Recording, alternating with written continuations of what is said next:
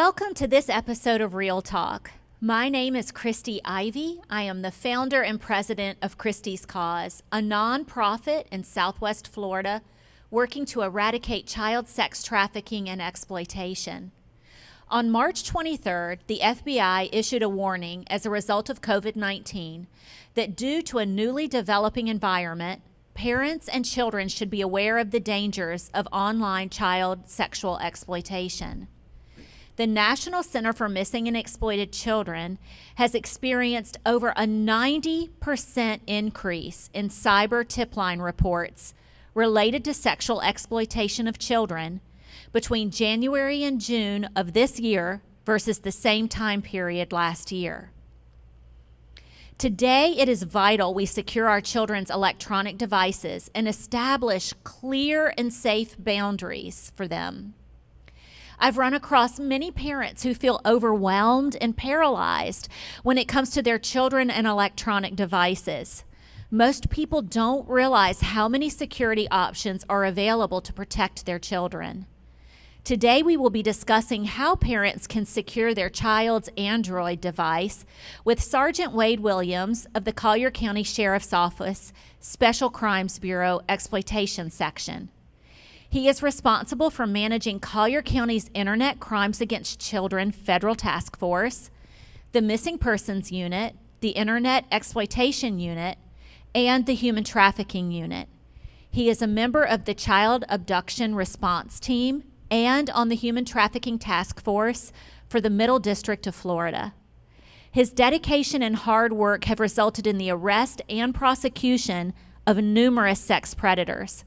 We are excited to have Sergeant Williams with us today to share how we can be more proactive in securing our children's devices. Thank you for joining us, Sergeant Williams. Thank you for having me. Why are you so passionate about educating parents on securing their child's electronic device? That's a great question, Christy. You know, most parents don't realize there's this whole world out there of child predators and dangers online that are occurring because, as many parents experience, their children are far more advanced technologically with their devices than the parents are, and that's a generational gap issue, right? The National Center for Missing and Exploited Children is the primary receiving agency for cyber tips. And cyber tips are the primary way that exploitation of children online gets reported. So in 2019, the National Center for Missing and Exploited Children received 16.9 million cyber tips regarding the exploitation of children online. Of those, 69.1 million image and video files depicting sexual exploitation of children were reported in those cyber tips. At the Collier County Sheriff's Office in the same year, we worked hundreds of these cyber tips and these reports that resulted in numerous arrests of online predators for exploiting children both here and nationally. Sadly, we know that this figure is just the tip of the iceberg and that many cases go unreported, and children are afraid to disclose for a variety of reasons, or nobody becomes aware of the exploitation that's happening. Most of our child victims are exploited through, a device that was provided by their parents or their guardian that's paid for by them, and it occurs in the safety of their own bedroom and the safety and security of their own home. There's really no other crime in which you can think of that happens like that and happens on such a large basis. Many times the parents are in the next room and are completely unaware that there's a child predator exploiting their children right next to them. So it's very important that we inform parents of this danger online and what the facts are and what we're seeing locally and what's actually happening, and that we arm them with information and educate them so they can take action. And we're passionate about doing that for protection of victims and prevention of crime. So what are some good rules that you suggest around electronic devices for children? Okay, so one of the worst things that a parent can do is to give a child an electronic device with no restrictions. That provides the child access to the entire world unfiltered, and the entire world access to their child unfiltered. And I say that because we have cases of children being exploited by people in European countries and all over the world. Wow. and they're being exploited here, and that happens in real time. So it's very important that they set up some kind of parental protections. There's screen time for iPhones, and there's Family Link for Android, which we're going to talk about in this video. And there's also apps that parents can download. Many of them are free, which provide a more deep kind of coverage for them to monitor their devices. At least once a week, parents should check their child's device. Okay, that means reading their messages, if they allow them to have apps which allow them to communicate direct with people online, which they may not want to do, but that's up to the parent. They should be reading those messages with the understanding the child can delete them before they see them. And that they monitor their child's device regularly. So checking their browser history and all those sort of things, and understand that and inform their child that a device is a privilege, not a right. Okay, it's important that they don't allow their child to have any electronics in their bedroom with the door closed or a bathroom with the door closed. The reason for this is that the primary location and the vast majority of these 69 million images and video files of the ones that are self-produced, where the child's being groomed or manipulated by a predator online and being asked to, and manipulated to produce content, occur in a bedroom or a bathroom. And even some of these videos, we can even hear the parent yelling to the child, "Why are you taking so long in the bathroom?" And the child will say something like, "Oh, I'm just brushing my teeth," or something like that, but they're not. We know from the video they're producing this content. And most importantly, talk to your child about the dangers online and these tactics of online predators, of grooming, and how they set these things up. Because the first time they hear these things should not be from an online predator. They should be from the parent, so that they know what to do in a situation like that and they don't feel like they're going to be judged or scared. And some of the tactics that these predators will use is to allow them to violate rules, so that the child feels like if they tell on the predator, that they'll be telling on themselves because they themselves violated a rule. So there's really clever tactics that they use, but it's important that parents inform their kids of this so they know what to do. Okay, so I know that's a lot of heavy information, especially just for somebody that hasn't heard any of these statistics before from the National Center for Missing and Exploited Children. I think the point is that you just get a game plan for moving forward. Get a game plan of how you're going to move forward with your securing your child's device. So, Sergeant Williams, would you walk us through how to set up parental controls on an Android? All Android devices have an innate feature built in called Family Link. And this requires a parent to set it up and download an app. I'm going to walk you through what those steps are to do that. First, what you need to do is make sure that you're using the current version operating system for the Android device. Androids are different than iPhones, and they're not as aggressive with their updates on how they've iPhone sort of forces you to accept the update and take the update and update your phone. Whereas Android, there's a lot more users that are out of date. So it's important that you update to the current version. Okay, so what is the next step to find your child's device, and how do we set that up? How you set up Family Link on a smartphone is start by downloading the Family Link app onto your own device. If your child already has an account, Family Link will walk you through linking you and your child's account. As part of that process, your child may also need to download the Family Link Child Teen app on their phone to complete the process of linking the accounts.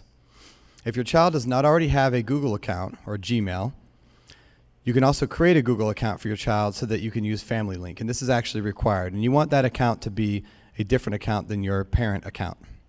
You can visit accounts.google.com/signup to create a new account. You can also use Family Link to create a Google account for any child under 13. And I do recommend that you even set the age to under 13, because Google actually allows the child to take control of their own device once they turn age 13. So if you want to have that level of control, you need to put a different birth date for the child for that account. Once complete, children can sign into their device with the new account. Once the accounts are linked, use Family Link to set digital ground rules for your child and family. So how do you block an app? To block or unblock an app on the Family Link app, first open the Family Link app. Select your child. Find the app's installed card. Tap More. Tap the name of the app you want to allow or block. Turn Allow App on or off. If we're on the Family Link on the web, then go to Family Link on the web, select your child, Select Android apps. Turn the app on or off. How do you require approval to download apps on Google Play? In order to require approval for new apps on Google Play, you need to, on your device, open the Play Store app. Tap Menu, tap Account, go to Family, tap on Manage Family Members. Tap a family member's name, tap Purchase Approvals, and then select All Content. If you're using the Family Link app, open the Family Link app, tap Manage Settings, tap Controls on Google Play, tap Require Approval for, and then select All Content. How do you prevent downloading of mature apps? So you can set up parental controls to restrict the content your child can download or purchase from Google Play. To do this, open the Family Link app, select your child, find the Settings card, tap Manage, tap Controls on Google Play. Under Content Restrictions, choose your filters. There's a lot of different filters for apps, games, movies. Choose the highest maturity level of the content you want to allow for download or purchase. Under Music and Books, choose whether you want to restrict downloads or purchases of explicit content. You can also manage this setting by clicking on your child's name at families.google.com. How can you choose permission for a certain app as well as multiple apps? If your child uses multiple devices, repeat these steps to choose their permissions for each device. And the steps are to open the Family Link app, select your child, find the apps installed card, tap More, find the allowed list, tap the app that you want to change your child's permissions for, tap App Permissions, and then switch the permissions on or off. How do you prevent your child from changing app permission? To prevent your child from changing their own app permissions, open the Family Link app, select your child, find the device card, tap View Settings, tap App Permissions, then select a permission. Next, select Only Parents or your child and parents, depending on what you want. If you select Only Parents, your child won't be able to give that permission for any new or existing app. However, it doesn't change permissions that have already been granted. And again, you can manage this setting by clicking on your child's name at families.google.com from the web. How can you restrict mature or inappropriate content? You can restrict your child's access to sexually explicit content or violent websites and sexually explicit search results from Google Search. To do this, open the Family Link app, tap on Manage Settings, then tap Filters on Google Chrome. Select Try to Block Mature Sites. Go back to the Parent Settings menu, then tap Filters on Google Search. Select Safe Search. It's important to note that this feature will only work on the Google Chrome browser that came already installed on your child's device from the factory. If you allow your child to download or install other browsers, such as Firefox and many others, they will still be able to access inappropriate content unless you restrict those particular browsers through some other means. How do you see your child's app activity? You can see how much time your child has spent using apps on their Android devices or Chromebooks. Time is tracked when the app is open and shown on the screen, but not when the app is working in the background. To do this, open the Family Link app. Select your child, find the app activity card. Next, tap Set Up. After you turn on app activity, you'll see your child's app activity in a few hours. How can you manage your child's screen time? When you set a limit for your child's screen time on their Android device or Chromebook, they'll get a notification when screen time is set for the first time or their device is about to be locked. When the device is locked, your child can't see notifications, can't unblock the device or use any apps. They can answer phone calls and tap Emergency to make a call if the device has a calling plan. To do this, open the Family Link app, select your child, find the Daily Limit card, tap Set Up or Edit Limits. Follow the instructions on the screen to set daily limits. It's important to note that daily limits apply to each Android device or Chromebook your child uses. For example, if you set a daily limit of 2 hours, Your child would get 2 hours of time on each device for a total of 4 hours. You can also stop the internet on your child's device at any time. How do you set time limits for an individual app? If your child's Android device is running Android, Nougat, or newer, you can set a time limit on apps to manage how much time your child can spend on a specific app each day. To do this, open the Family Link app. Select your child. On the Today's Activity card, tap Set Limits. Next to your desired app, tap Set Limit. Set a daily time limit for the app and tap Set. Time limits will apply to apps installed on all your child's devices. System apps aren't supported by the app limit functionality. Limits can only be set for Android N+ devices. Okay, so how do we set a bedtime on your child's Android device? To set a bedtime or downtime for your child's device, open the Family Link app. Select your child. Find the bedtime card. Tap Edit Schedule. Follow the instructions on the screen to set a bedtime. All right, so how do we lock or unlock a child's device? To do that, you're going to have to open the Family Link app, select your child. On the card for one of your child's Android devices, tap Lock Now or Unlock. You can also use a parent access code to unlock your child's Android device if it isn't connected to the internet. Okay, so how do we locate our child's Android device? To locate your child's Android device, open the Family Link app, select your child, find the location card, tap Set Up. Turn on the settings required to see your child's location. Tap Turn On.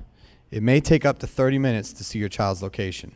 The last step I think we're going to share in this video is how do we change our child's location settings? To adjust your child's location settings, open the Family Link app, select your child, tap Manage Settings, tap Location, turn See Your Child's Location on or off. Okay, so Sergeant Williams, is there any additional information you would like to share with parents today? Sure. Many parents they find something on their child's device that they think might be inappropriate or they think may be a crime, are not sure what to do at that point.